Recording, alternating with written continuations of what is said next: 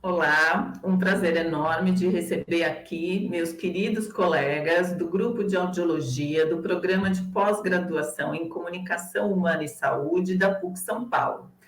As inscrições estão abertas para o mestrado e doutorado para 2022. E por isso nós resolvemos fazer uma pequena reunião aqui hoje para que vocês possam conhecer os nossos projetos em andamento e também conhecer quais são os projetos para 2022 de cada um dos nossos pequenos grupos de pesquisa aqui do programa de pós-graduação da PUC São Paulo. Então, para isso, eu quero apresentar hoje aqui os presentes aqui no nosso grupo, doutora Orozimbo Alves Costa, doutora Beatriz Novaes, doutora Doris Lewis e doutora Ana Cláudia Fiorini, que eu gostaria que contasse para a gente quais são os seus principais projetos de pesquisa em andamento e que terão continuidade em 2022 para os novos alunos poderem se engajar aí nessa pesquisa de qualidade. Olá a todos e todas. Nós temos um investimento em dois grupos. Um grupo que é voltado para a vertente saúde coletiva, saúde ambiental e saúde do trabalhador. Então, tentando entender a saúde do trabalhador como uma sub-área da saúde ambiental, pensando que existem os ambientes que, além do trabalho, como, por exemplo, o ambiente de moradia, ou as atividades de lazer, e tudo isso em conjunto pertencendo à grande área de saúde coletiva.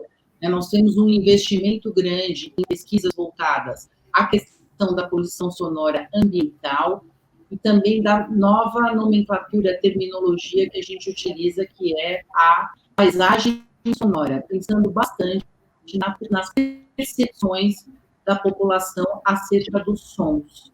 Então, os nossos trabalhos nessa área de saúde do trabalhador e saúde ambiental, eles são realizados com diferentes categorias profissionais.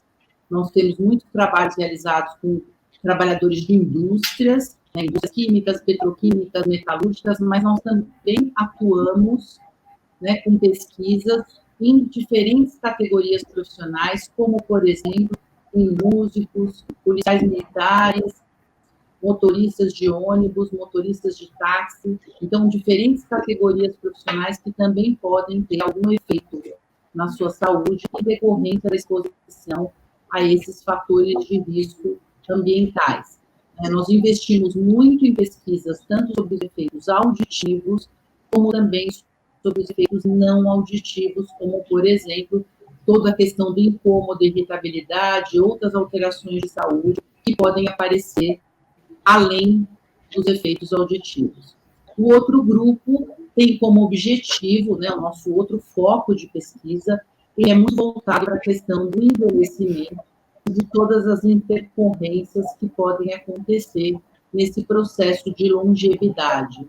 Então, um foco mais voltado para questões de alterações de audição, de equilíbrio, de declínio cognitivo, pensando um pouquinho nesse grande desafio que nós temos hoje, nesse ciclo de vida, que é muito mais frequente do que já foi. Então, os nossos dois principais focos são esses: a questão da saúde do trabalhador inserida na vertente da saúde ambiental e a questão das pesquisas com a pessoa idosa, pensando em políticas públicas voltadas à pessoa idosa e também nos efeitos decorrentes do processo de longevidade.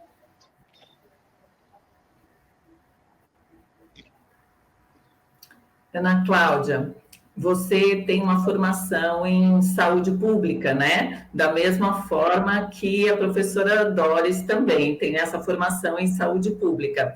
Mas as suas pesquisas são voltadas mais para os adultos e idosos, e a Doris vai para o outro extremo dos bebezinhos recém-nascidos.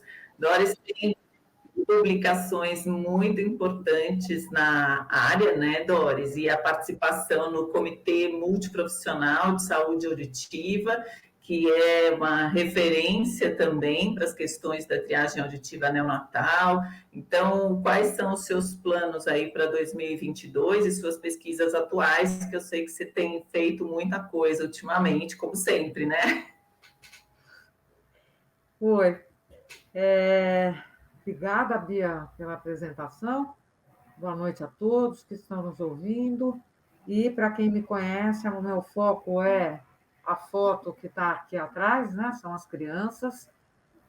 tanto na identificação quanto no diagnóstico de perdas auditivas, né? Então, hoje eu tenho trabalhado muito com todos os protocolos e todo o processo da triagem auditiva neonatal nas maternidades. Na PUC, nós coordenamos 4 maternidades da prefeitura, que gera bastante dado de pesquisa. Acabamos um doutorado agora que fez todo um estudo sobre tanto a triagem, né, a efetividade da triagem, e principalmente as evasões que ocorrem no processo de diagnóstico e de intervenção.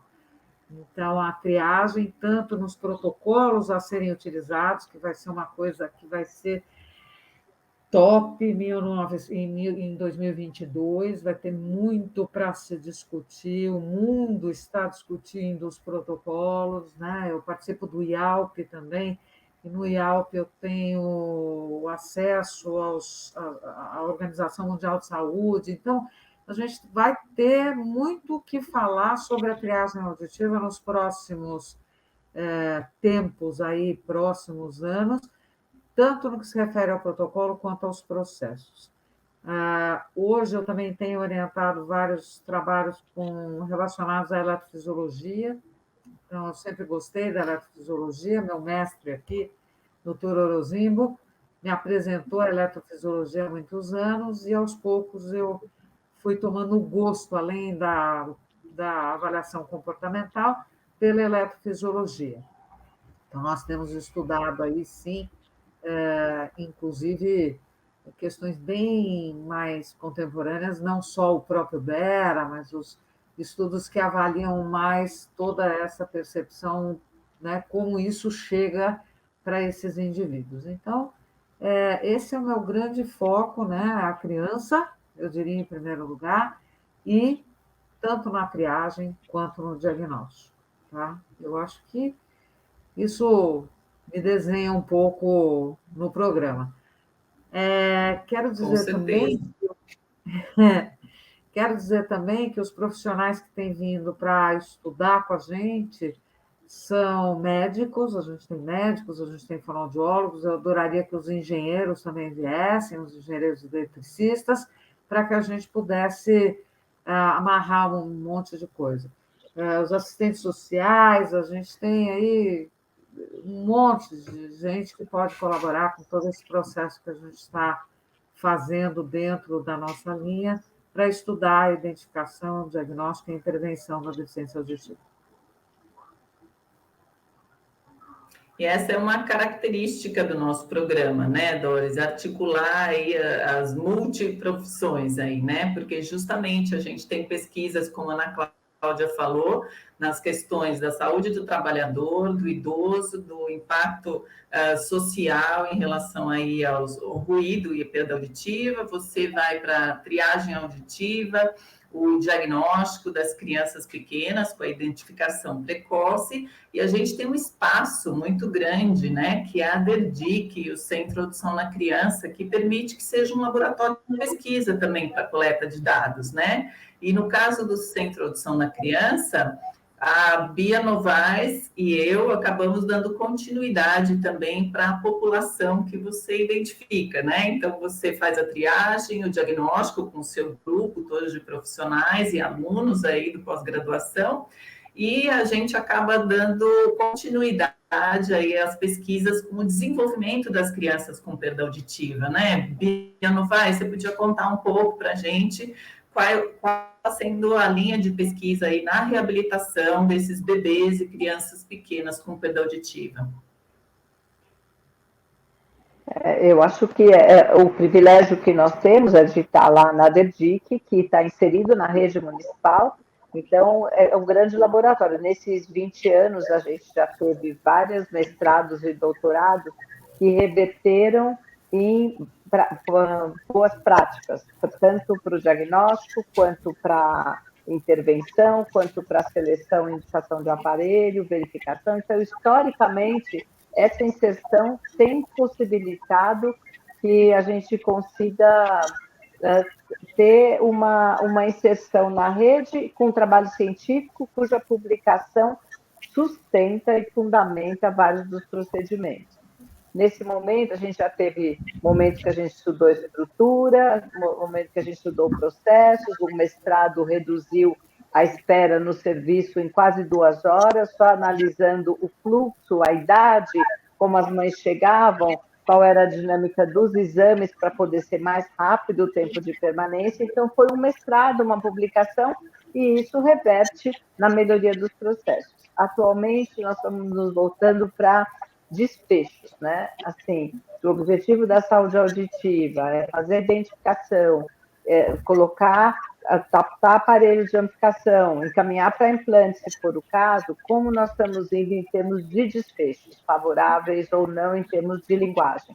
Então, um dos focos é a adesão, que é um grande problema da adesão ao tratamento no SUS, então a gente tem algumas pesquisas que estão levantando estratégias para a gente favorecer a adesão, pesquisas que estão pensando na questão da audibilidade e consistência do uso internacionalmente, cada vez mais a adesão ao uso e a consistência do cotidiano do uso do aparelho tem estado absolutamente relacionado com o desenvolvimento de linguagem, e a questão dos pais, né? Nós também acolhemos foniatras, como fonoaudiólogos, psicólogos, porque é uma área multidisciplinar e os desdobramentos de um serviço de saúde que atende crianças tanto de deficiência intelectual quanto de deficiência auditiva acaba oportunizando projetos muito interessantes. Então, né, Bia, nós estamos indo, assim, tem uma completude, mas o serviço funciona como um laboratório e o banco de dados tem possibilitado grandes descobertas.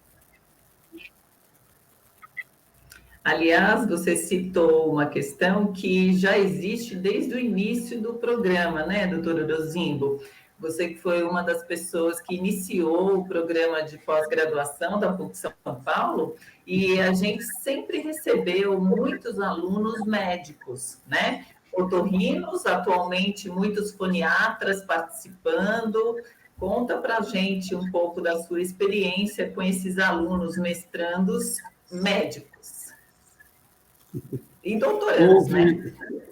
Bia, houve um progresso extremamente rápido nesses últimos anos no que tange não só ao diagnóstico, mas também ao tratamento. E hoje em dia a gente tem uma visão bem global, muito mais global do que alguns anos atrás. Então, o papel da fonoaudióloga, especificamente dentro da fonoaudiologia, a própria a audiologia também cresceu demais e se estende por outras áreas, né?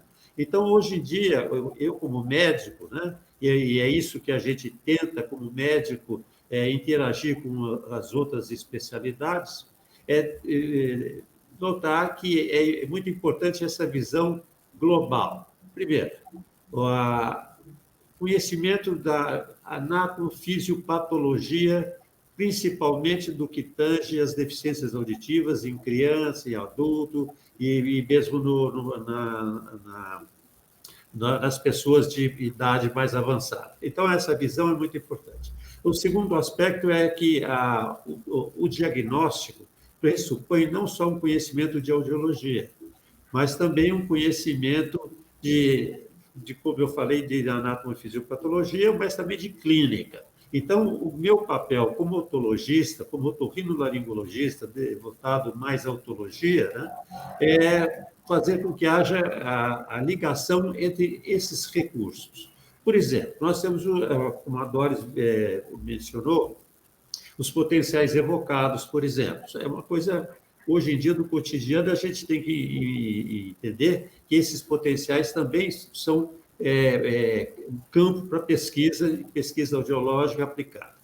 Por outro lado, existe, mais nesses últimos 30 anos, um desenvolvimento muito grande do tratamento invasivo, cirúrgico, na utilização de próteses que são, como, por exemplo, implante coclear, o implante de tronco cerebral, as próteses que são ancoradas no osso temporal. Então, nós estamos numa fase de uma grande atividade científica e de desenvolvimento tecnológico.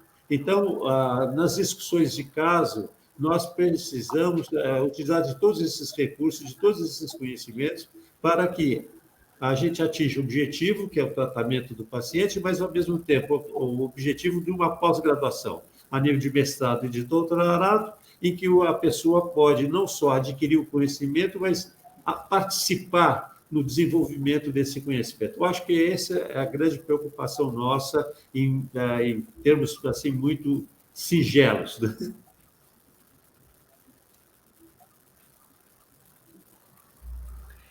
E eu vejo nesse grupo nosso aqui da audiologia sempre uma participação muito grande nas questões das políticas de saúde auditiva, né? Desde a triagem auditiva neonatal, diagnóstico, intervenção, o implante coclear, os microfones remotos, todas as políticas que existem atualmente, a gente teve uma participação muito efetiva na construção disso, né? Que é uma das questões que eu estudo bastante nas minhas pesquisas também, é como que a gente pode, em cada um desses aspectos que vocês comentaram aqui, desde o bebê ao idoso, desde o diagnóstico até a cirurgia e intervenção fonoaudiológica também, mas como a gente contribuiu para a melhora e para o aprimoramento dessas políticas públicas. E cada mestrado e doutorado que a gente tem desenvolvido no nosso programa, com certeza tem um papel fundamental na construção e melhoria e manutenção dessas políticas públicas também, né?